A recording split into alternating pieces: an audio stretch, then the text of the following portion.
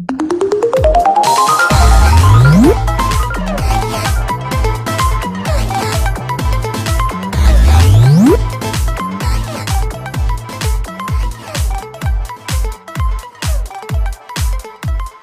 back to Game Warp. I'm Kim, and joined with me as always is my co-host Elwood Jones. How's it going, Elwood? It's going fine, Kim. We're back in the swing of things now. We've got past, as I said, the holiday lazy is finally over. We're now finally getting back into our groove with all these games. And of course, there's so many games to say we just started 2017. It seems we're already being bombarded with games, and it's not even the summer yet. So God knows what it's going to be like as we obviously get further into the year. And certainly looking at the release schedule for what's coming up in 2017, it seems to only grow by the day, with titles being added all the time. So I don't know where half these titles have been hiding, but I'm really excited to see new titles obviously coming out. And obviously it's really exciting the fact we're speaking with a new developer today as well. Yeah, today's guest is from Eastshade Studios. Eastshade Studios is an American independent game studio who is currently developing an upcoming open-world exploration called Eastshade. But before they actually announced that game, they decided to develop a short, what they call a one-sitting first-person exploration adventure game called Leaving Lindau, set in the Eastshade universe. So before we talk any further about it, let's welcome our guest Danny to the show. Welcome, Danny. How are you? Hi, I'm doing very well, thank you. So how did you get into game development? I didn't go to college or anything for it. Out of high school, when I turned about 16, I think I already knew that I wanted to do environment art for video games. I had been doing a little bit of 3D stuff before that. And when I was about 16, I decided that I specifically wanted to do 3D art for video games. And so I had been reading up a lot about the best course of action to get in, and I was reading more and more that the degree wasn't so important. So I ended up going to a really small trade school in my area called Future Poly, and the instructors there were all in the industry, which was really helpful. And my instructor at the time, he was working at ArenaNet, who makes Guild Wars, and he kind of threw a bone out to the class one day where they were looking for like a couple interns, and so he kind of unleashed this, what they call an art test, on the class, which is basically where they give you a piece of concept art and you try modeling it and making a game asset out of it, and whoever the folks who did the best ones were accepted into this internship program at ArenaNet. And at the time, that's like all I wanted to do. That's all I had going at the time. I wasn't even working a job or anything. I was just doing that full time, and worked really hard on it and ended up getting the internship. So that was my first gig at ArenaNet, and that was about 6 years ago. And then I worked in between at a couple other AAA studios. My last one was Sucker Punch on Infamous Second Son. And then I decided that I wanted to go indie and try making this Eastshade. And I've been doing that for about 3 years. Yeah, I mean, it's always really quite funny when I hear people obviously talk about choosing to just go directly into video game development. And I think it's just a sign of me being such an old man, because obviously when I was coming through school, no one thought about going into video game development. So for yourself to obviously say that you wanted to go into video game development and certainly environmental design, it's just such a change of the time, and the fact that we have kids now doing coding as the school modulars and stuff. It's always kind of amazing to see how far everything's come along. So with obviously working within AAA games, and what made you want to move from doing these AAA titles, as you mentioned earlier, you were working on Second Son, and now you're obviously moving into the indie market. I mean, what inspired you to make that sort of change? Well, I think it's probably almost everyone in video games, AAA or otherwise, wants to make their own game. I mean, that's probably unsurprising. Everyone wants to do their own thing, and everyone has their own ideas for games, and I was always just really serious about that. I mean, especially after I had gotten into AAA, I was already thinking like, well, one day I want to make my own game, so I need to start planning on how I'm going to go about doing that. And at the time, I always thought it was going to require a lot of money, because I figured, if I wanted to make a game, then games are seldom made alone, so I'll probably have to hire a few people. and that's probably going to cost a lot of money. So I'd always been saving. Like that was always my goal. I was just always saving. And then about 3 years ago, I was seeing, or even a little longer ago than that, I was seeing so many really cool, fairly large games coming out with really small teams, sometimes even just one person. And that really inspired me, like, wow, if other people are doing it, maybe I don't need as much money as I thought. Maybe I don't need to go and hire a bunch of people. And I had been saving as if I would, 10 years down the road or something, I'd start a company and blow it all in a couple of years. And if I fail, then I would just go back and get a normal job like a normal person. But then I was thinking, well, maybe I can just do that now. And when the idea for Eastshade came to me, which was quite a different idea at the time than Eastshade turned out to be now, I was so impassioned that like every day I would go home on top of my day job and work on it until like 4 a.m. And that was pretty grueling. And I knew that I had to, stop one and keep going with the other. And I just decided that I was gonna, take a gamble and try my hand at going indie. So yeah, I left. Well, I mean, certainly with Eastshade, it's again countering this idea of what people have when you say about independent gaming. Because when you say independent gaming, everyone thinks that it's very simple, it's all very pixel art, and it's can't possibly compare to like a AAA title. But when we obviously look at the footage that we've seen for Eastshade, it's absolutely stunning to see. Well, thank you very much. I mean, I wasn't expecting. I mean, it brought back to myself a lot of memories of games such as like Myst and Riven, that sort of setting, and just the environmental, how the environments are designed. I wasn't expecting that from an independent title, and I think this is the thing with the independent scene. It's constantly shifting our expectations of what we can expect. We're no longer, this case where when you say independent, you expect these sort of like freeware, sort of like very basic sort of games. You can now almost expect to see some like a properly developed game that is easily comparable to like a AAA game, and we've seen this certainly through the titles we've covered on the show already. So things such as like Life is Strange, I would easily say that's a AAA title, but it's obviously an independent one. So to again see what we've obviously seen in the footage for Eastshade, it's constantly changing that opinion. I mean, when you are obviously doing the independent game, do you feel that you have any sort of limitations put upon yourself, or do you just make the best game that you can with the resources you have?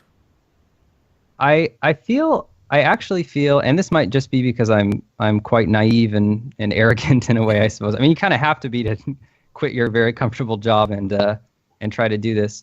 But I don't really feel like I have that many limitations in terms of the gameplay mechanics. Like, there's not really any system I've dreamed up that I feel like would just be out of my reach. And part of that as well is I'm not particularly interested in making like, an MMO or anything like that.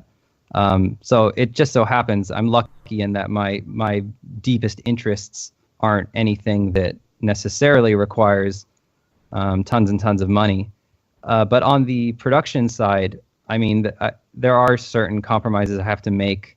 Like, for instance, Eastshade has NPCs, and for this kind of game, like the kind of higher fidelity, more realistic look, and first person and all that, most indies tend to try to come up with stuff that won't require actually having to render a character. The Firewatch team talked about that in a GDC talk, that they consciously made the decision to not have any faces in their stories because it's just so expensive and so difficult to do.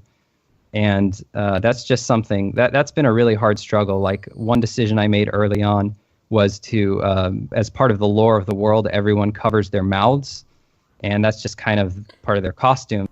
But the reason why I did that is so that I wouldn't have to do any lip syncing if I ever decided to add voices. And even for the voices, there's not full. Eastshade is not fully voiced. Leaving Lindau isn't either. There's just like a short greeting line in gibberish. It's like Akriuha. It's like a little gibberish greeting line, and then the rest is reading. So yeah, there's things like that you have to consider. Yeah, like game development, every time we talk to developers, seems, to us, it seems like sometimes for many games, it would seem like indie games are a very simple concept.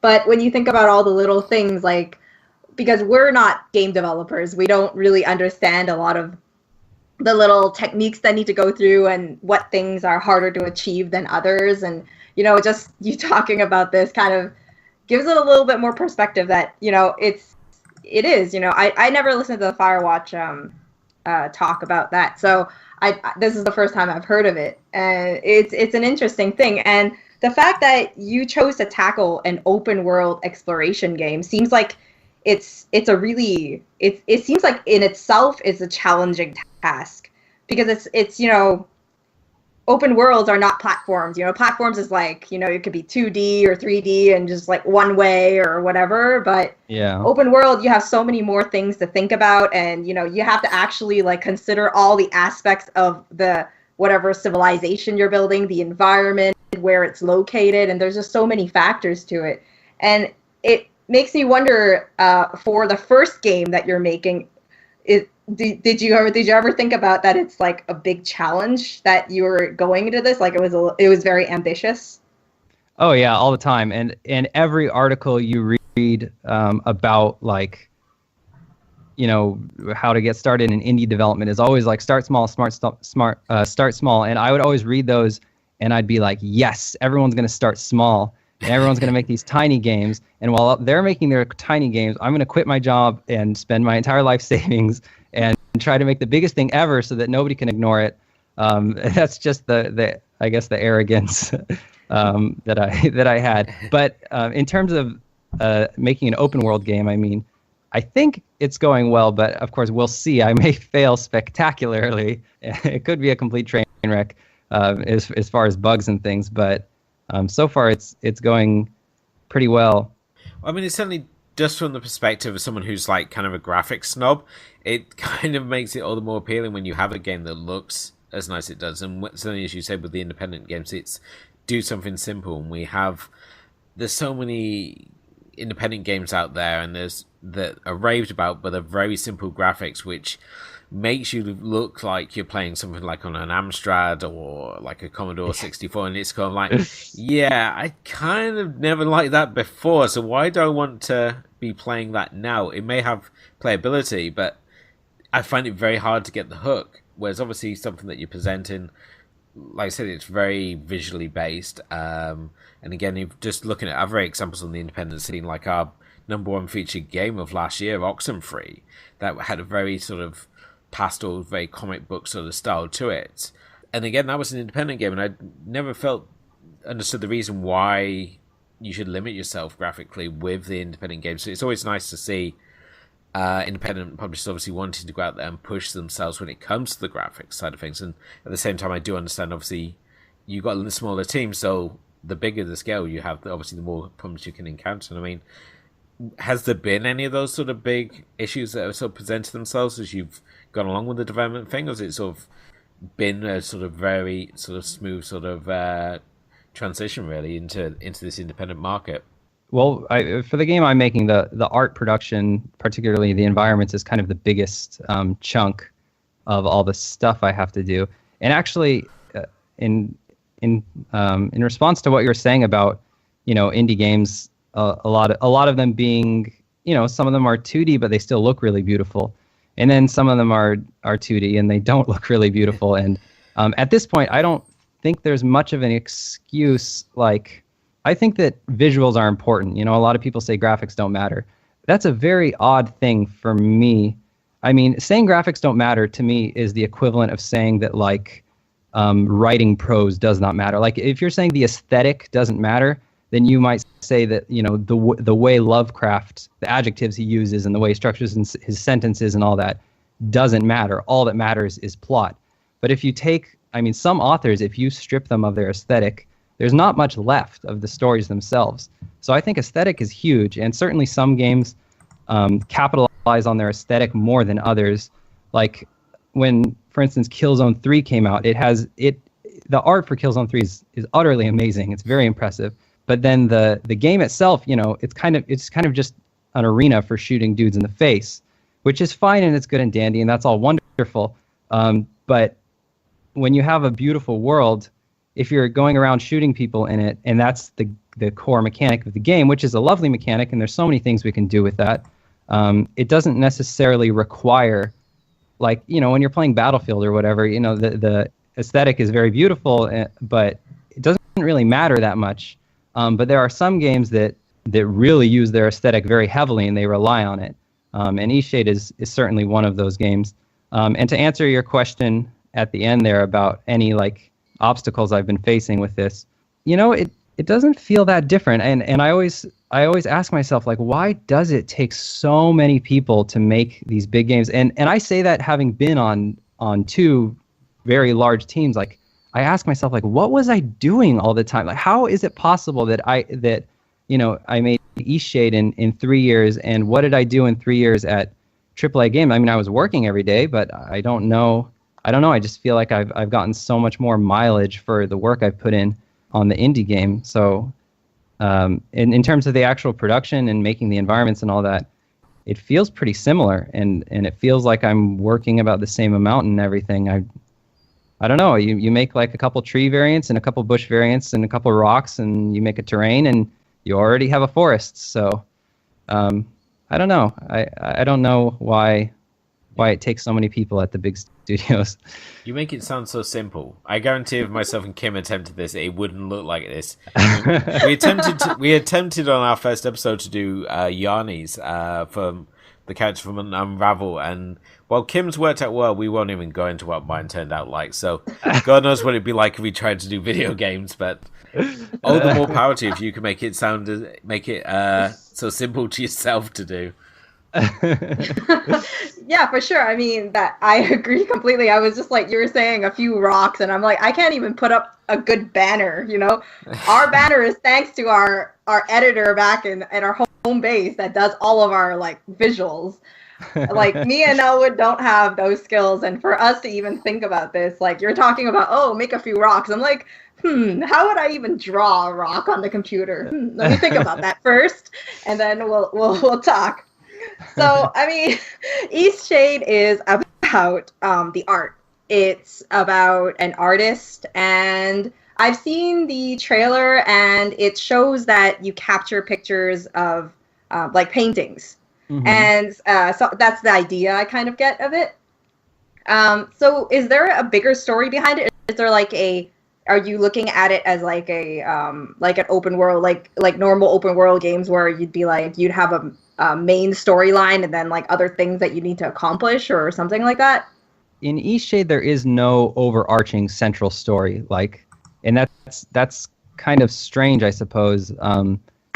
There's no it's not like you're on Eastshade and you have amnesia and you're trying to figure out your history or anything like that, or the island is at risk and you need to save it. It really is almost I've described it to people before as a travel simulator. It's a place first and foremost.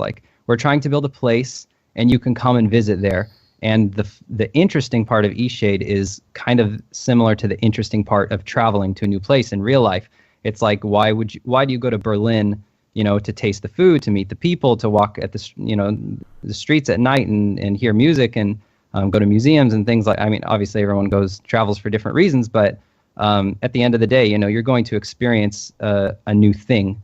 And that's an enriching experience for most humans.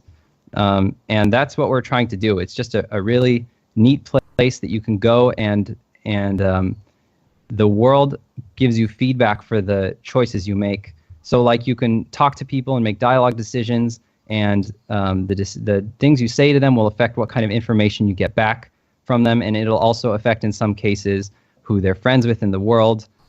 So you can make kind of an impact on people's lives. And then with the painting thing, so okay, I'll give a little story about how the idea for Eastshade came to me at the beginning. I was trying to think about what is the driving force behind an RPG. What is gripping you? What is making you want to move forward and progress? And I eventually distilled it down to just, you master enemies who drop loot, and the loot is just stuff that will help you master bigger enemies. I mean, that's fairly simply the core loop. So I thought, why can't we we can make a core loop about anything. We can make a core loop about cupcakes. You bake cupcakes, you get some feedback for how well done your cupcakes are, and you get more stuff for baking bigger and cooler and better cupcakes. I think that could be an amazing game if someone took the time to, hone it and figure it all out. So in our world, the core loop is exploration itself. It's like you're exploring, you're going to new places, and when you go to new places, somehow, some way, you get rewards that will help you go to more new places. And at the time I thought of that, that sounded so simple and so elegant to me. And now looking back, I can see how green I was as a designer, because that's essentially an adventure game. I mean, even like a point and click adventure, that's what you're doing. You're exploring, you find stuff that enables you to get to new places, and that's exciting and that's fun. And then when you get to those new places, you find more stuff that'll help you get to new places. So in our case, our tied in with the exploration. As you explore, you find new people to talk to, and they give you new quests. And the quests are coincidentally always, or not always, but often about painting something, like painting a certain place, painting a certain animal, painting a certain thing at a certain time of day.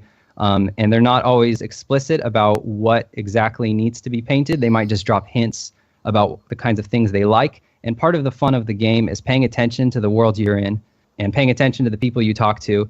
And then you'll start to see like, oh, that lady over there wanted, this kind of flower that's this certain color, and I see it right here, and I'm going to paint it, and I'm going to go see if she likes it. And if she does, then she might offer you some information about a new item that you can get that will help you surmount some future impasse. So that's kind of the core loop of the game. It's interesting that we're seeing the rise of these so-called walking simulators. You mentioned already Firewatch. We also had games such as Everybody's Gone to the Rapture. And it's almost as though gamers themselves are evolving, so we no longer need to have something constantly there to keep us going. The fact that we can just enjoy the exploration of a world. And I think that for myself, I feel that this has really sort of stemmed out the sandbox games when you have things such as like Skyrim, GTA, where people are going away, they're ignoring the actual mission things and just enjoying getting lost in the world and having trekking holidays in like Vice City, or going off on a wilderness ramble in like the world of Skyrim. And the fact that we've now obviously got developers, mainly on the independent scene, doing things like Firewatch and Everybody's Gone to Rapture, which just focus purely on that. And then obviously, as you said, with your game, it's about collecting art, which again is another very underused sort of concept. I mean, just obviously going back and forth with Kim, and obviously the examples we can think of. I mean, you obviously have things such as like Layers of Fear and Okami, which obviously had its calligraphy mechanic in there. So it's kind of unusual to see art in there, especially art that's not got some sort of photo basis to it, such as like a very layman example being Pokemon Snap. So it's interesting to obviously see this art being like what you've chosen to use as the forefront of the game. And I mean, what was the sort of inspiration for wanting to use art in this way, or was it just sort of like the best way to sort of utilize these environments you've been creating? So something I should be honest about right away is I think it is kind of like Pokemon Snap, and some people when they heard painting game, they thought, oh, it's going to be like you paint stuff like Photoshop or something, and it's not that. And then when they see like the painting just materializes in front of you, some people have been a little bit disappointed about that, like, oh, it's just like a screenshot. And yeah, it is kind of like a screenshot. We're not trying to like obscure that in any way. It's not really a game about painting. I mean, it is more like photography. It's not like you're not learning to draw, or you don't have to be able to draw to play this game. And then in terms of why we did that sort of painting mechanic, well, my girlfriend helps me a lot with the design. She plays a lot of games too, and we always talk about this stuff. And we were talking one day, like, so we have these beautiful environments, like how can we really capitalize on the stuff that you're seeing? It's like that same thing I was talking about before with Killzone. You have a beautiful place, but why? It could be any place. There's dudes in it and you shoot them, and how can we make the environment actually be part of the game mechanically? And she actually came up with this idea of just, well, what if you play as a painter and you have to paint the environment and you have to paint certain things at certain times? Then the more you pay attention to the world, the more you excel at the game mechanically. So the painting thing was our attempt to try to capitalize on the stuff that you're seeing as best we can. Eastshade is sounds like it's going to be really cool, actually. Well, thank you. I mean, I love the idea of, you know, the art and the open world, and just the fact, like, I'm a person, I'm pretty calm with games. I don't go for kill zone, and I'm really bad at these FPS games. Me too. So I like walking simulators. I actually think the increase of them is really nice because it makes you kind of notice the surroundings and really capture atmosphere, which a lot of games now, I feel, especially indie games that are done, especially those done hastily or seem like they're done hastily, tend to forget that atmosphere is very important. So you're now making a shorter game, and that's the one that's going to release soon, and that's Leaving Lindo. Is that what you call it? Is that how you say it? Yep, that's right. Yeah. Yeah. So Leaving Lindo is, as I saw on your page, it was a short first-person exploration adventure game. So how did you come to decide to make a game, like a shorter game, just using the Eastshade environment, like the universe? So the way we came to that, there's kind of two reasons for it, or I should say two groups of reasons. The first was more like business reasons, I guess you could say, or practical reasons. Eastshade, I mean, Eastshade Studios has never shipped a game. I've never shipped a game, and it's very terrifying for a lot of reasons, especially with all the logistics of launching. And I really didn't want to mess anything up for like a stupid reason. Like if I had just done it before, I would have known that, you know, you're not supposed to release a day on Sunday or whatever dumb stuff that you can accidentally do because you've never shipped a game. It would just kill me, especially because, you know, I've been working on Eastshade for 3 years now, and all my life savings and everything I've put in, I just really wanted to make sure I wasn't going to screw that up, or I wanted to come into it as prepared as I could possibly be. And I knew that the only way to do that was to either go with a publisher who knows what they're doing, and we considered that option for a long time. But at the end of the day, I just wanted to try this ourselves first. And then the other option would be to actually release a game first. So I had always kind of like been simmering different ideas, like how can I make something small that we can try to put out. And then one day I played a game called Home is Where One Starts. It's like 20 minutes long. It's this really short game, and it's kind of gone home-ish. So it is like a walking simulator. And I played it, and I just really liked the game, and I liked the format because I'd never played a game that was 20 minutes long. I was like, wow, that was like a video game cup of coffee or something. Like it's really cheap, and you just play it and you enjoy it, and then it's done, and you can kind of think about it for, you know, a few hours or whatever. Yeah. So I really liked that format, and I hadn't played many games, and I wanted more games like that. And that seemed to fit in perfectly. I was really inspired, like, I could make a game like that. So that gets into the second group of reasons, which are just artistic reasons. I thought it would be a cool game to make. And, you know, some people have been waiting for Eastshade for a long time, and I wanted a way to invite people into the world right now without doing early access. And the reason I didn't want to do early access is because Eastshade's a very content-oriented game. It's not like a systemic game. It's not like you're going to, you know, pour 100 hours into it, you know, playing matches or anything like that. So I think content-based games that you kind of use them up, and once you play them, you know, you kind of know things, and you wouldn't necessarily go back to them. I mean, you can go back to them, but, you know, you've spoiled things about the story and whatnot. I think that early access is kind of a bad choice for that, for reasons I'm sure are fairly obvious. You know, you spoil things that are unpolished and work in progress, and then your most passionate fans are like, yeah, early access, so I can buy it now and I can play it, and then they get the crappiest version of the game, you know, and that's kind of sad. And they might not come back to it. I mean, I've done that with games. Like, I've been so excited to get my hands on games. I play the early access, and it's buggy and not as good as it could be, and it will be good, but I'm not going to come back and play it after I've already poured, like, you know, 20 hours into it or whatever. So I didn't want that to happen. So that's our reasons for doing Leaving Lindo. That's fine. I mean, obviously this is sort of the first entry point into this this Eastshade universe. I mean, do you have any sort of plans to expand on it through future games and like explore different areas of this world that you've created? I have Eastshade, like the island, and that kind of is a lot of parts are fleshed out and some parts are skeletons at the moment. And Leaving Lindau takes place on that island in certain areas of that island, though at different times. Eastshade takes place about 80 years after Leaving Lindau, so the places look very different. And like one town in particular is like still being built in Leaving Lindau, whereas it's totally finished in Eastshade. That's nice.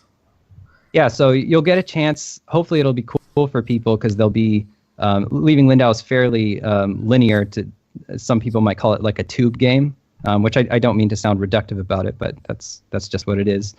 You can't like leave. There's areas you walk, you can't leave them necessarily. And then in Eastshade, hopefully you'll be able to recognize, oh, this is the area from Leaving Lindau, but now I can just go over there to that cool whatever I saw in the distance, and that'll be neat. As far as games beyond Eastshade and Leaving Lindau, I'm certainly not tired of the Eastshade universe. I don't know what I'm going to do after Eastshade. I tell my girlfriend that like if I die in a car accident, just please let it be after I ship Eastshade. Then I'll be fine. It's like, okay. So that's how focused how one-track minded I am about this. So I don't know what to do after that. Is it a fairly simple? So I'm guessing since this is linear, there is also a storyline attached to it, and that how long would you expect this game to? Is this game supposed to be? Yeah, so I should mention that because when I was talking about Eastshade, I should say Leaving Lindau is mechanically almost opposite from Eastshade in terms of our design philosophies and everything. Whereas Eastshade is, of course, open world. Go where you want, do what you want. You're kind of a blank slate. Your avatar is not meant to be any person in particular. Leaving Lindau is a very specific story. You're Clara, and you're leaving today on this. You're leaving on a boat on this adventure, and you kind of unveil her story throughout the game. So in terms of length, our beta testers are telling us about an hour to finish it. So something like that. That's why I call it a one-sitting game, and the price will reflect that as well. It's a reasonable length. I mean, most people technically would sit down for about an hour, or even if you were going to stream for one-shots, 1 hour seems like a pretty good time. Yeah, that's true. Yeah, so Eastshade and Leaving Lindau are very opposites, but for both of them, when you started this, were you targeting any specific audience? I didn't really think about. I mean, I kind of just have been making stuff that I think is rad. Probably a terrible idea because since I'm trying to make a living off this, but I don't know. I think that I'm hoping some people will dig it. I don't know anyone in particular though. Like I don't have a specific person in mind who would definitely love this type of game. I mean, maybe people like you and I, Kim, who are more chill and want to explore and take it slow and not worry about getting shot, I guess. Yeah, but I mean, seeing as walking simulators are pretty big nowadays, like we have Everybody's Gone to the Rapture, which is going to be our featured game for this month. And cool. and also just games like, obviously Layers of Fear is a little bit more depth to it, but it is in general pretty much a walking simulator. It just has a horror aspect to it. But then you have a ton of games like that, that carry this sort of feeling where it's just, just achieving certain objectives. And I feel like there is a world to do this. And I feel like there is an audience for it right now. I don't know who the audience is, but it would be people who like this, because obviously there are many games that have succeeded at doing that. Just look at Gone Home. Gone Home is very, very, very, very tame, but it's just the story itself in the background that, the mystery of it all that really carries it. Yeah, I mean, Gone Home is a spectacular game. I really like that game a lot. So I guess we should talk about, do you have an expected shipping date for Eastshade, or is it still in development? You still have you gone into alpha or beta or anything right now? I have a vertical slice of Eastshade that I had been testing for a while before I moved on to Leaving Lindau. And most of the game is like skeletoned right now. In terms of estimates, I I don't know. Right now, I'm thinking like early 2018, but that's totally, that's just my guess. I tend not to worry too much about giving estimates since it's not exactly like people are, climbing over each other to find out sweet new Eastshade information at the moment. It's not like I'm not Bungie or anything. No. Something interesting about the title Walking Simulator. I know that some people use it in a derogatory way. I think it's perfectly fine. I mean, I know what kinds of games people are talking about when they say that, and I like those kinds of games. Mm-hmm. But a lot of games are lumped into that simply by not having guns in them. It's very interesting. Like, people call The Witness a walking simulator, and to me, that's like one of the gamiest game. Like, if talk about a game with a very mechanical loop, it's not about walking. Like, it's some serious puzzles and mechanics in there. And when you say walking simulator, like, I'm thinking like, oh well, you're doing a lot of walking. It's light mechanically. And then the Talos principle also, people call that a walking simulator, and that's like, what? Are you serious? That's Portal. I mean, then Portal's a walking simulator too. So people use that term pretty liberally. I'm not accusing you guys of doing that. I think you guys. I think it's fine, but it's interesting. Yeah, it's weird. The Portal simply not having guns or swords is like so peculiar that like it all fits into one genre. Sorry, I didn't mean to talk over you. No, that's fine. It's just I was just shocked that people would describe Portal as being a walking simulator, and it's, to myself, I would say it's a puzzle game. It's you're going around solving puzzles. The idea of a walking simulator, I always felt there was, you're going places, you're finding trinkets, you're essentially going shiny hunting. So like you have with like Fallout, except that you obviously haven't got the worry of people trying to shoot you or maim you every 5 minutes. So they kind of like feel like this evolution of the Metroidvania sort of games. When we look at things such as like Song of the Deep, if Song of the Deep didn't have any sort of bad guys in it, it would essentially be what walking games are, just this joy of exploration, of finding things, and just enjoying being surrounded in a world. And I think this is just the evolution of gamers as a whole. We're no longer just these. Gaming on a whole, we seem to have become this higher class level of people we're viewed as. We're no longer just the nerdy kids who just want to shoot things and look at big boobed sprites no more. We can play different sort of games. We don't all have to play the same sort of game. We can have games like this, and this is what I love about the independent game, that we never know what to have. And just to obviously come back to yourself, what you were saying about not having an intended audience, it makes me think back to the documentary Indie Game, the movie, and when you look at the games featured there, like Super Meat Boy, Braid, and Fez, these are free games where the creators obviously made them because they've had this vision, but you couldn't say who the audience for those games are going to be. I mean, Super Meat Boy, this is a game that beats you down. I mean, Dark Souls is a game that's designed to beat you down, but there's this massive audience for these games. Yeah. Again, we got Braid built around a rewind mechanic and a very interesting art style, but you would never be able to say who this game's for. You wouldn't think it would have this mass market appeal, and I think it's always interesting when we see developers out there like yourself that are out there taking risks, trying to do something different and push the gaming world forward. So I'm excited to obviously see where this goes, and I can only hope that people embrace this game. I mean, I'm excited from the footage we've seen, so to actually have hands-on with this game is something I'm certainly looking forward to, and I'm hoping that everyone else is in the same camp as ourselves with us and is excited by what they're obviously seeing on this video here. The nice part is, since it's such a small team, I don't need to make, I don't need to sell 300,000 copies to make another game, which is cool. Yeah. So obviously, Danny, if we were to, if people listening to the show or watching the show would like to find you, what would be the best way to find information on Eastshade or yourself or the company? Well, you can go to eastshade.com. That's just east, like the direction, and shade, like the word, like from a tree, shade. Or you can find me on Twitter at Eastshade. It's my handle. So thank you so much for being on the show and having a talk and telling us about Eastshade and the universe and all the amazing things that that we are looking forward to right now. Well, thank you for having me. I really appreciate it. Yeah, and Leaving Lindau is supposed to be released soon, right? In February. February 8th, yeah. February 8th. And where would we be able to find that? It'll be on Steam and itch.io at the very least. And this wraps up this episode. Thanks so much for listening.